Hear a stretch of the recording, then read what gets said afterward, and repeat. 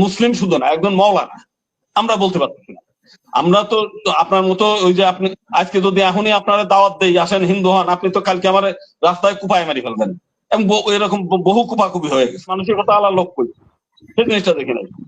ওখানে কি ওই যে ওই আবুল কালাম আজাদ উনি কি কোনোদিন জয় শ্রীরাম ধ্বনি দিতে, উনি কি হরে কৃষ্ণ কোনোদিন বলতে? জয় হিন্দ, জয় হিন্দ হিন্দ আরবি শব্দ, এটা আমি আবারও বলছি। বানাইছি আমরা, আমি তো নাম দিয়ে মুসলমান বানানোর দরকার আছে নাকি? মুসলমান তো লাইন দিয়ে মুসলমান হইতেছে। ভারতে প্রতিদিন 2000 2000 3000 লোক মুসলমান হইতেছে। আপনারা নিজেরা হইছেন, আপনারা বানাবেন কিভাবে? আরবের লোকজন আপনাদেরকে বানাচ্ছে। উনি যে কথা বলছে জয় হিন্দের বিষয়টা, দেন হিন্দ শব্দটা কিন্তু ভারতীয় না, এটা ভারতীয় কোনো ধর্ম না, এটা হিন্দ শব্দটা হচ্ছে আরবি।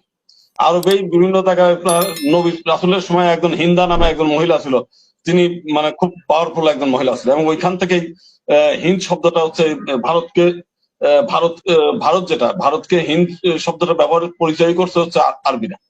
অতএব জয় হিন্দ বলাতে ওনার কোনো ধর্মই হয় নাই, বরং উনি উল্টা এই যে ওনারা যে হিংসাত্মক আছে, উনি আমারে উস্কানি দিচ্ছে যে আপনি আল্লাহু আকবার ধ্বনি দেন, আর একজন উস্কানি দিচ্ছে যে আপনি শিরক ছেড়ে দেন।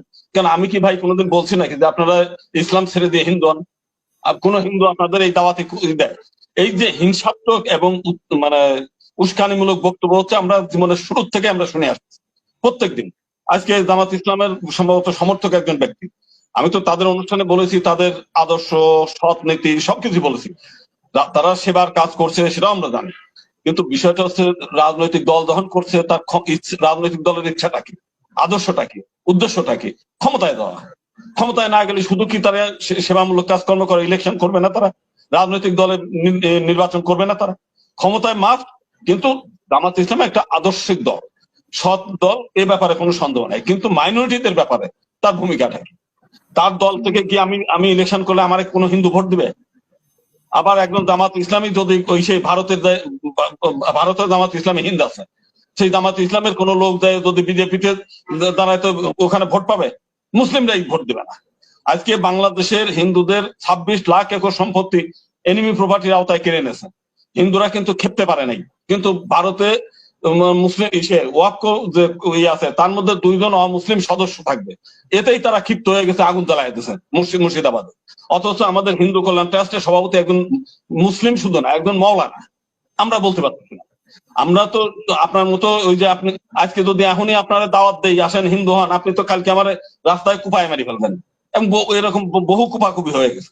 অতএব আপনার মতো মানসিকতা আর আমার মতো মানসিকতা তো এক না, আমি এই কথাটাই বলছি। আপনি আপনার আদর্শে ঠিক আছেন, আপনার নীতিতে আপনি ঠিক আছেন, কিন্তু আপনার ওই নীতি আমার জন্য প্রযোজ্য না, এইটা হলো আমি বক্তব্য বলছি। আপনি যখন ইখতিয়ার উদ্দিন মোহাম্মদ বখতিয়ার খিলজির ইতিহাস দিয়ে বলছেন, কিংবা মোহাম্মদ বিন কাসিম সোমনাথ মন্দির 17 বার লুট করছে, আপনি ওইটাকে বিজয় মনে করতেছেন, কিন্তু আমি তো মনে করছি আমার বাড়ি লুট হয়েছে। আপনার চিন্তাটা আর আমার চিন্তাটা তো আলাদা। আপনার বাড়ি এখন যদি কেউ লুট হয়ে যায়, কেউ যদি ডাকাতি করে, আপনি তো সেটাকে এখন মনে করবেন ডাকাতি, কিন্তু আপনার পরিভাষায় ক্ষেত্রে তো দয় যে আপনার বাড়ি লুট করে ফেলবে, আপনার জমি দখল করবে, আপনার বাড়ি দখল করবে, আপনি সেটাকে দয় মনে করতেছেন। তো আপনার থিঙ্কিং ক্যাপাসিটি আমার থিঙ্কিং তো এক জিনিস না, এই জিনিসটা মনে করতে হবে। তো সেই কারণে আজকে দর্শকরা আমাদের যে মনিরুল ইসলাম বলছে, ভারতে এ পর্যন্ত 4 বার হচ্ছে মুসলিম রাষ্ট্রপতি হয়েছে। বাংলাদেশে কোনোদিন চিন্তা করছেন একটা হাফ মন্ত্রী আর উপমন্ত্রী ছাড়া কোনোদিন তো চিন্তাই করেন নাই হিন্দুদের থেকে কোনো কিছু নেয়া? এই যে এখন এত কিছু হলো, হাইকোর্টে আমরা বলছি জামাত ইসলাম আর হচ্ছে বিএনপির লোকরাই তো সব আইন কর্মকর্তা গুলো ভাগ করে নিয়েছেন। কোনোদিন মাইনরিটিদের বলছেন যে মাইনরিটিদের এই সংখ্যা অনুপাতে আমরা মাইনরিটিদের সুযোগগুলো দেই, তাদের প্রতিনিধিত্ব সুনিশ্চিত করি? আপনারাই তো করছেন, আপনারাই ভাগাভাগি করছেন, করেন নাই তো।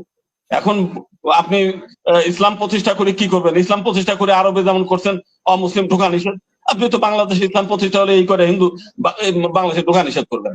ইসলামের নিয়ম তো এইটাই, মদিনায় শহরে ঢোকা নিষেধ, মক্কায় ঢোকা নিষেধ, এগুলো আমরা জানি। আমরা একেবারে ইতিহাস পড়ি নাই, ইসলামী বিধিবিধান আমরা জানি না, পড়ি না তা না, আমরা মাইনরিটি হিসেবেই থাকতে চাই।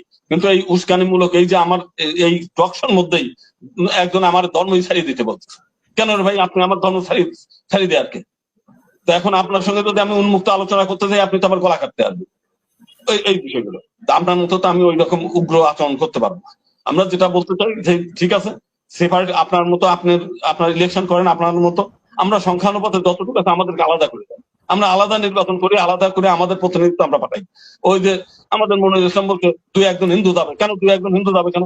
আমার সংখ্যানুপাতে যদি আমি যদি আপনি 10% মাইনরিটি ধরেন তাহলে 3-10-30 জন না, আমার উনি বলেছে, উনি কি আপনি বলেছে মানে জামাতের আপনি সাথে যাবে এরকম নাকি? আপনি 30 জনের জায়গা আপনি গত 2 টার্ম বিএনপি ক্ষমতায় ছিল একজন দল।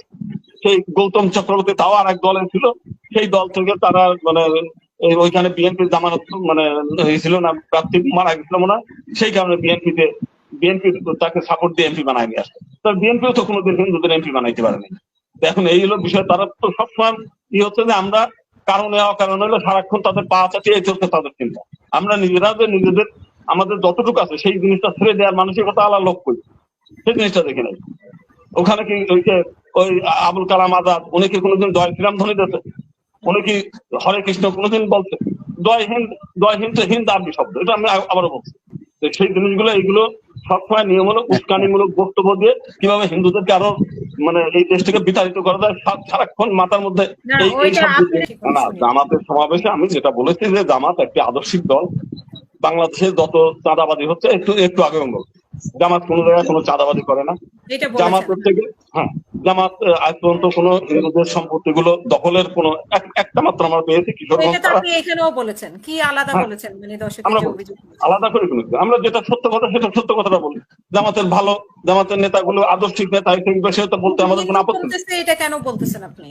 হিন্দু যে কথাটা কোনটা, আজকে বাংলাদেশ যখন স্বাধীন হয়ে গেল, জামাত ভালো, আপনি সব জামাত হয়ে যান না, আপনার আপত্তি আছে কোনো? আপনি তো খালি উস্কানিমূলক কথা একটু শোনেন। বাংলাদেশের আল বদর আল শামস এরা হলো রাজাকার। সারা ভারতে মুসলমানরা সাবা করে লাইতেছেন, আমরা উস্কানিমূলক দিই। আমরা কথা বলেন না, আপনি বাংলাদেশের মধ্যেই করেন। আমার সম্পত্তি এগুলো করতেছেন, আপনারা এগুলো করে এই দেশে এগুলো আমদানি করতেছেন। কেন এগুলো আমদানি করতেছেন? আমাদের একটু কথা বলতে চাই দাদা। আমার ভাইয়েরা মারবেন, আমরা সুমামু আপনারে। আপনি যখন কথা বলবেন আপনি নোট করে রাখেন, আমরা নোট করে রাখি। আপনি যখন কথা বলেন আমরা বলি না, তো ট্রাফিককে মেইনটেইন করেন।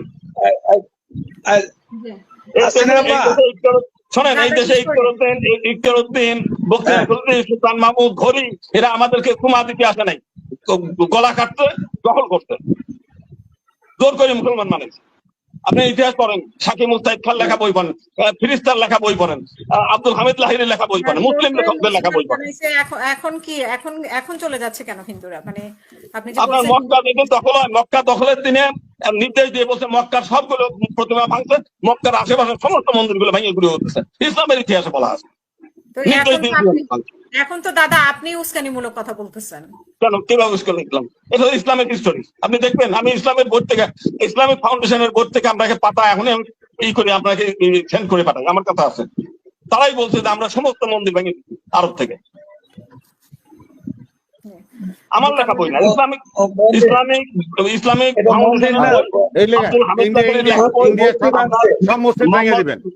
কাসিম বিন ফিরিস্তার লেখা বই, মুসলিম লেখকদের লেখা বই। আমি কোনো বইতে দেই নাই, আপনি বইতে দেখছেন আমি জানি না। আমি যে বই বললাম লেখেন, আপনি নোট করে রাখেন। মুসলিম লেখক, মধ্যযুগের মুসলিম লেখক আব্দুল হামিদ লাহিরি, সে হচ্ছে আমরা শাহজাহানের সভাকবি। মোহাম্মদ কাসিম ফিরিস্তা, মুসলিম লেখক। আল বিরুনি, ভারত তত্ত্ব, আপনার সেই সঙ্গে মোহাম্মদ বিন সুলতান মাহমুদের সঙ্গে সে ভ্রমণে আসলো, তার লেখা বই পড়েন, তাদের লেখা বই। এই যে আমাদের এখানে কি ওমর, বদরুদ্দিন ওমরের লেখা বই, 1000 বছরের বাঙালি সাংস্কৃতিক ইতিহাস পড়েন না, তার পাতায় পাতায় লেখা আছে। আমরা আপনার মুসলমান বানাই, আমরা বলি না। আপনার মুসলিম লেখকদের লেখা বই কথা বললাম, হিন্দুদের কথা না। মুসলিম আপনার ওই লেখকরা বই সব মুসলমান বানাইছি আমরা। আমি তো মুসলমান বানানোর দরকার আছে নাকি? মুসলমান তো লাইন দিয়ে ভারতে প্রতিদিন 2000, 2000, 3000 লোক মুসলমান হইতেছে। আপনারা নিজেরা হইছেন, আপনারা বানাবেন কিভাবে? আরবের লোকজন আপনাদেরকে বানাচ্ছে। আমরা হইছি, আপনারা তো হইছেন, আপনারা তো আর্যদের বংশ থেকে। আপনার কোনো সনাতন ধর্ম আছে? সনাতন কোন ধর্ম আছে? কোথাও আছে লেখা? ফতোয়াই আলমগিরি পড়েন, জিজিয়া কর আরোপ করছে, ধনীদের 48 দিরহাম, মধ্যবিত্ত 24 দিরহাম, গরিবদের 12 দিরহাম করে ট্যাক্স দিতে হবে হিন্দু থাকতে গেলে। বুঝলেন? মানে 24 দিরহাম মানে কি? টাকা 850 মুসলিম শাসকের অধীনে আপনি থাকলে জিজিয়া করে দিবেন না? 1200 মণ চাউলের সমপরিমাণ টাকা জমা দিতে হয়, তো শুধু গোবিন্দচন্দ্র আপনি চামেলি জিজ্ঞাসা করার পর গুণের সামনে ফতোয়াই ভাই, আমরা এই আলমগীর হচ্ছে আলোচনা থেকে বের হই। ফতোয়াই আলমগীর হচ্ছে পৃথিবীর বিখ্যাত ইসলামী আইন গ্রন্থ। আল আজহার বিশ্ববিদ্যালয়ে পড়ায়, ওই ভারতের দেওবন্দেও পড়ায়। পড়েন, আমি তো আমার কথা বলি নাই, ইসলামী লেখকদের লেখা বই কথা বলি। অনেক ধন্যবাদ।